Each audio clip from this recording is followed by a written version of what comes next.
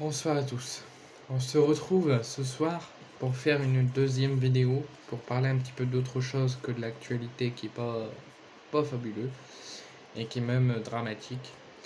On va parler de l'Olympique de Marseille, donc on va faire un traditionnel JT OM avec une première information qui m'énerve un petit peu, c'est Franck McCourt qui a annoncé qu'il ne voulait plus investir dans le mercato.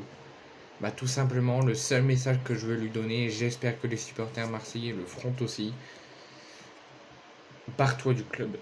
Change de propriétaire, accepte les offres qu'on te propose pour racheter le club et laisse le club changer d'atmosphère et laisse le club changer d'air, changer de vie. Parce que je suis désolé, depuis que tu es au club, rien ne va pour l'OM et encore plus à l'heure actuelle. Donc, ok, tu veux plus investir dans le club, tu veux plus investir dans le prochain mercato et nous aider à renforcer l'équipe et avoir une équipe compétitive, parce qu'il a justifié ça de ne pas souhaiter remettre au pot. Il a pris ça comme excuse, les recettes CBC, la billetterie sponsoring et la Coupe d'Europe, la Ligue des Champions ou une autre Coupe d'Europe qu'on disputera cette saison.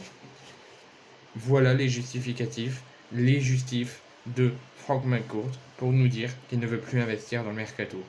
Tout simplement, si tu veux plus nous aider à avoir une équipe compétitive, à pas, j'ai envie de dire, euh, faire un défilé de mode, euh, faire un défilé de mode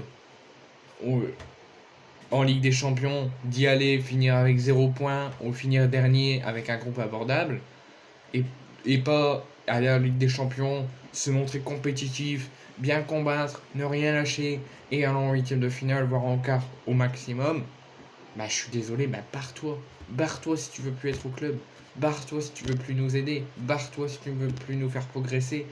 Barre-toi si tu veux faire. Enfin, si tu veux rester, le club n'ira pas loin et le club finira écrasé. Donc si tu veux plus investir, barre-toi tout simplement. Tu nous as jamais aidés. T'es venu quasiment à quelques matchs de l'OM, mais très peu. Tu veux plus être à l'OM. Tu veux plus investir pour l'OM. Barre-toi, tout simplement. Voilà, c'était le gros coup de ce début de vidéo parce que j'ai reçu l'info avant de vous faire cette vidéo que McCourt ne voulait plus investir avec l'OM et ne voulait plus investir dans le mercato. Deuxième info, les maillots de la saison 2023-2024, ça commence à sortir un petit peu. Je ne sais pas si vous avez été au courant, l'OM a changé de sponsor, n'est plus avec Kazoo comme j'ai là, mais est avec CMA-CGM.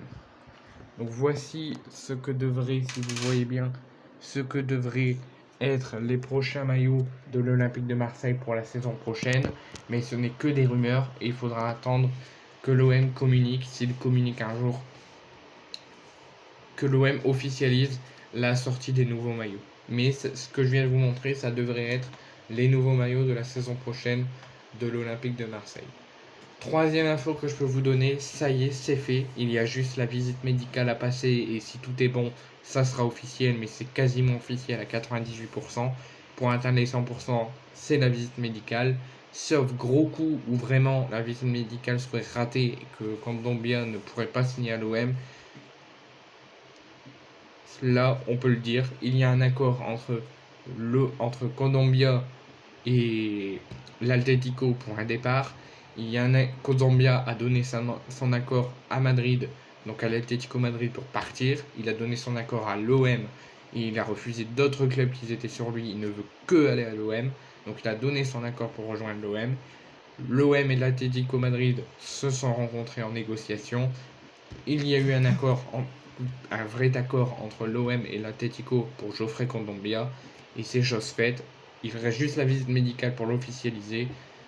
L'OM devrait bien avoir la première recrue de l'ère Marcelino. Geoffrey Kondogbia devrait être bien olympien l'an prochain. Enfin, la saison prochaine. Sur les contours de cet accord et les contours du contrat de Kondogbia, si sa visite médicale se passe bien et qu'il serait à l'OM la saison prochaine. Ce transfert s'est fait autour de 8 millions d'euros. Donc 8 millions d'euros, si c'est officiel, si ça vient être officialisé et que tout se passe bien, 8 millions d'euros sera transmis à l'Atlético Madrid. Si, comme je vous l'ai dit, tout se passe bien et que c'est officiel, le contrat de Kondogbia donc démarrera en 2023 pour fin 2022, mais pour la saison 2023-2024, et soit jusqu'en 2027. Donc son contrat est de, si je ne me trompe pas, de 4 ou 5 ans, je crois, quelque chose comme ça. Et ses examens médicaux sont déjà programmés. Il va passer déjà très rapidement, d'ici vendredi soir, c'est officiel. Il va passer d'ici vendredi ses examens et sa visite médicale pour que ça soit vraiment officiel et qu'il puisse rejoindre la commanderie. Mais à 98% c'est officiel. Il manque juste la visite médicale pour l'officialiser. Donc Kondogbia, c'est fait. Il sera olympien la saison prochaine. Ensuite, nouvelle info, c'est en ce moment, on ne le communique pas souvent parce que l'OM ne communique pas beaucoup en ce moment, mais même les journaux sportifs ils sont au silence total. Mais là, ça y est, ça commence à sortir. Les échanges entre la direction et l'entourage d'Alexis Sanchez avancent bien, va continuer dans les prochaines semaines et les prochains jours et les prochaines semaines. Alexis Sanchez, lui, veut rester à l'OM, a donné son accord pour rester à l'OM. Il l'a dit à sa direction et son entourage, il veut rester à l'OM, mais il a des garanties, c'est des garanties sportives et financières. Donc Sanchez devrait bien rester à l'OM la saison prochaine, sauf gros coup, où vraiment ça dégringolerait et qu'il ne prolongerait pas. Il a reçu plusieurs offres saoudiennes notamment, ça ne lui plaît pas, il les a refusées, son entourage également. Donc il devrait rester à l'OM la saison prochaine, je vous tiendrai au courant. Mais c'est pratiquement aussi à 98% de chance que Sanchez reste à l'OM. Nouvelle info, c'est on va tout simplement aujourd'hui fêter l'anniversaire de Fabien Barthez, qui est âgé de 52 ans et qui fête aujourd'hui son anniversaire. Bon anniversaire à lui et merci pour tout ce que tu as fait à l'Olympique de Marseille. Nouvelle rumeur mercato, donc l'OM au niveau milieu de terrain ne compte pas, si Kondogbia c'est officiel et que sa visite médicale se passe bien et qu'il est olympien la saison prochaine, il ne compte pas recruter plus. Donc si Kondogbia signe et que c'est officiel, il n'y aura pas d'autres recrues au milieu. Au gardien, ils essaient de trouver une doublure de Pau Lopez. Ils essaient de miser sur Ruben Blanco pour qu'il reste. Mais Luis Campos, le directeur sportif du PSG qui gère aussi le Celta Vigo, veut au moins 6 millions d'euros pour céder Blanco. Donc l'OM a du mal, donc l'OM reste en négociation, ne ferme pas les négociations avec Blanco, mais essaye aussi de chercher une doublure au cas où ça serait un échec avec Blanco. Mais l'OM vise plus en ce moment l'attaque. Pour si Sanchez reste à l'OM, le concurrencer comme Milik est parti, Vitignon a du mal à s'adapter. L'OM ciblerait Falorin Balogun qui ont suivi déjà depuis plusieurs mercatos, mais là ça serait plus concret. Et cible aussi Wissam Ben Yedder. Les deux, ça serait parfait si on arrive à les recruter, parce que les deux, ce sont des très grands joueurs qui ont un très grand talent. Mais le plus que je préférerais, c'est Wissam Ben Yedder. Je pense qu'il est mal à Monaco, il y a une mauvaise relation avec la direction, ça va pas bien avec lui. J'espère que l'OM arrivera à le recruter. Parce que Balogun, je pense qu'avant j'aurais dit oui, je pense qu'il aurait pu être bien à l'OM, mais je pense que là, pour lui et pour sa carrière, c'est mieux qu'il reste à Reims ou qu'il tente vers d'autres horizons. Malgré que c'est un très bon joueur. Mais j'espère plus que Ben Yedder va s'engager à l'OM. Nouvelle info, et je vous ai fait une vidéo si je ne me trompe pas, l'OM devait passer en fin de semaine avec la DNCG, finalement ils sont passés hier, et la DNCG n'a prononcé aucune mesure à l'égard de l'Olympique de Marseille.